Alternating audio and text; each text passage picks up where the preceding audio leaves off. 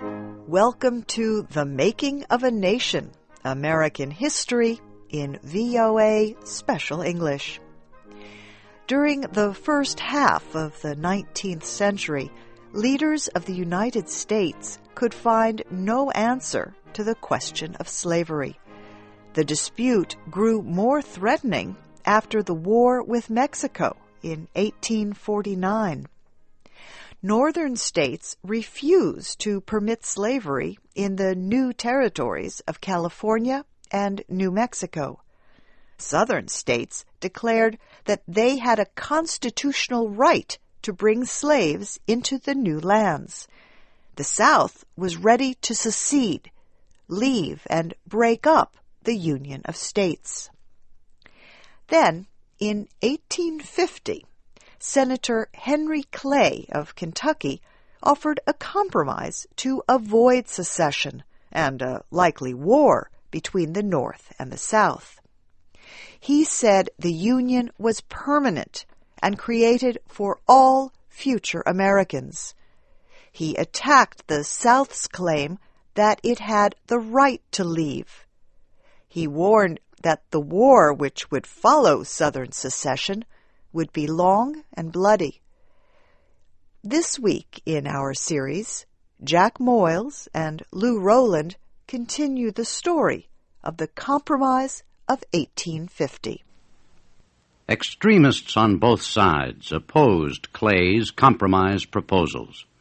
So did President Taylor.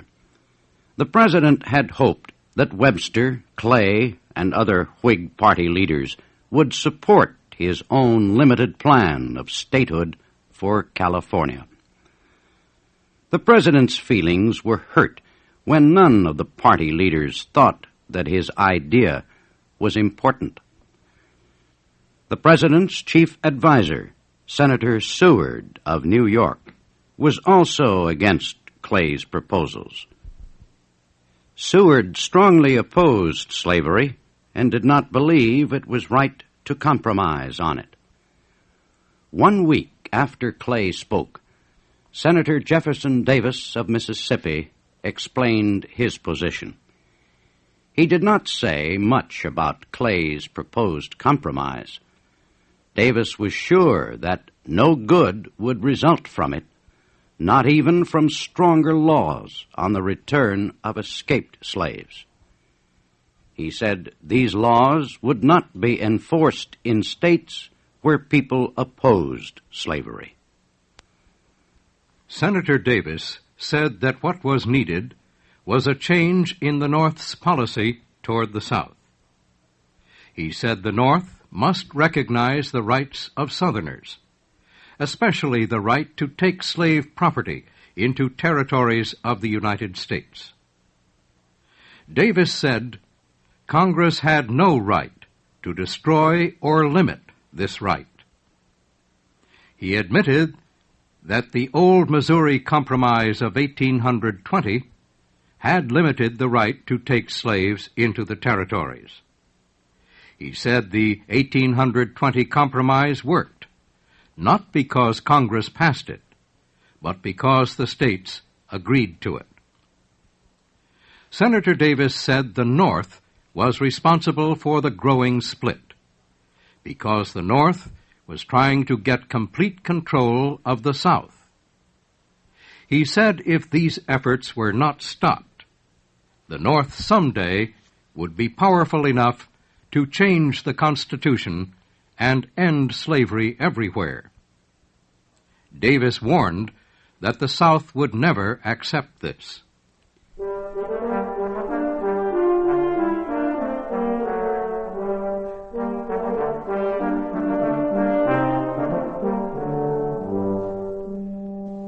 Three weeks later, the Senate heard another Southern leader, Senator John C. Calhoun. For years, Calhoun was the voice of the South. He now was 68 years old and a sick man. He would die within a month. Calhoun had been too ill to hear Clay's speech. He spent the last week in February writing what he believed to be the true position of the South. On Sunday, March 3rd, it was announced that Calhoun would speak in the Senate the next day. Most understood that it would be his last speech. The Senate was crowded when Calhoun entered.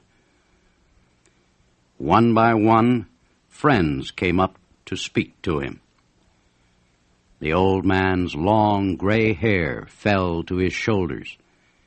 His face was thin and white, but his eyes were bright and his jaw firm. Calhoun was too weak to read his speech.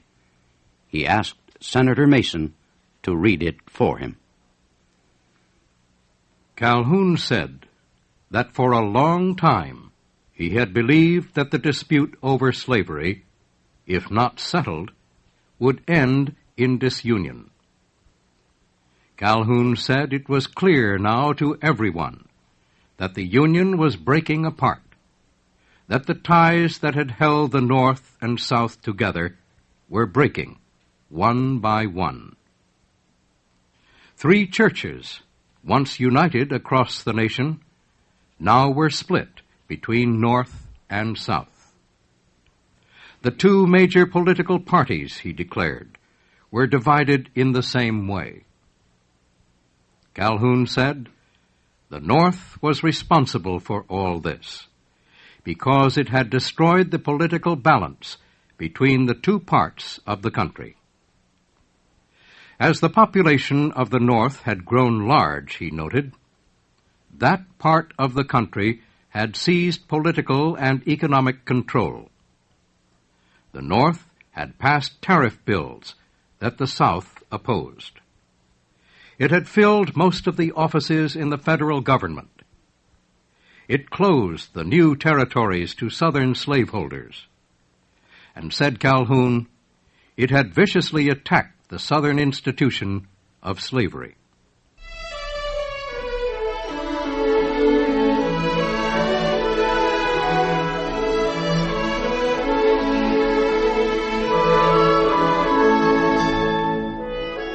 The situation was so bad, Calhoun said, that the South could not, with honor and safety, remain in the Union. How can the Union be saved? He asked. Not by the compromise proposed by the senator from Kentucky.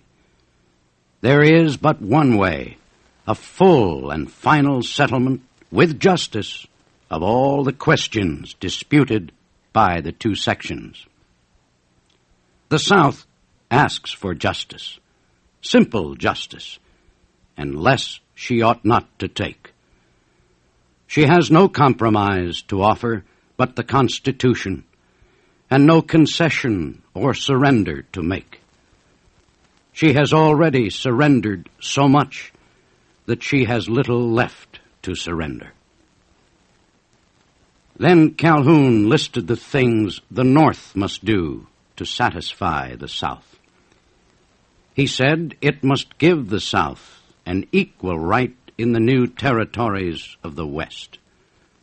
It must make people obey the laws on the return of runaway slaves. It must agree to an amendment to the Constitution that would return political balance to North and South. And it must stop the attacks against slavery. If all these things were not done, Calhoun said, then it would be better to separate, to part in peace. But if the North refused a peaceful separation, then the South would be faced with the choice of surrender or fight. The South will know what to do, said Calhoun. When Calhoun finished his speech to the Senate, Southern lawmakers crowded around the old man, congratulating him. But many of them could not agree with his extreme demands and the violence of his words. His appeal was too late.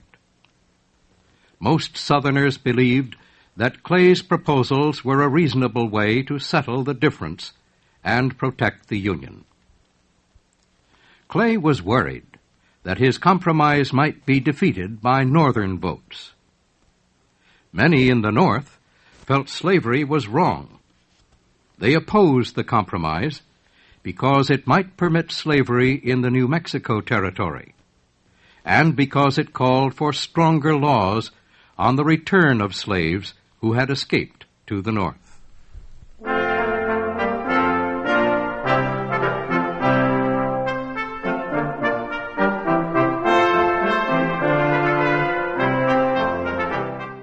"8 days before he first proposed the compromise, Clay visited Senator Daniel Webster of Massachusetts.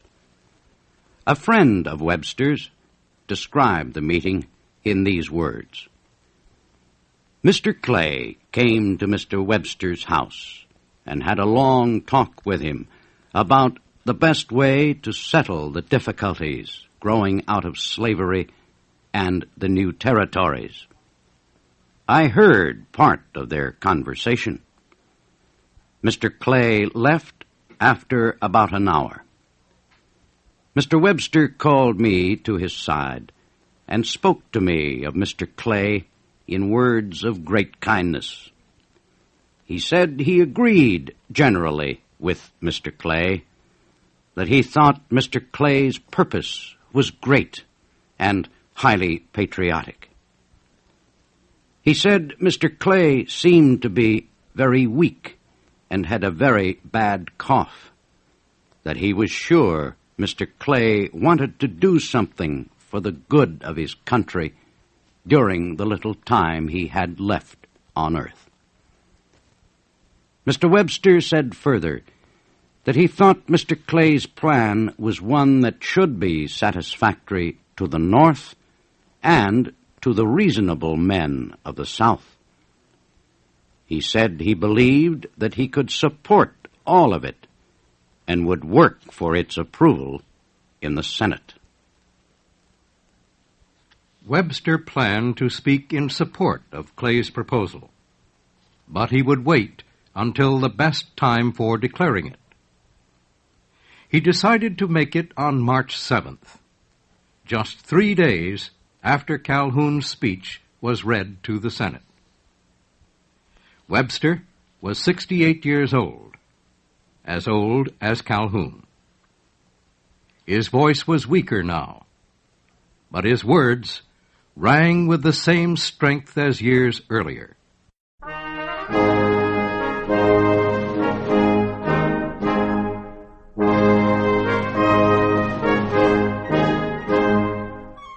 Our story of the Compromise of 1850 continues next week.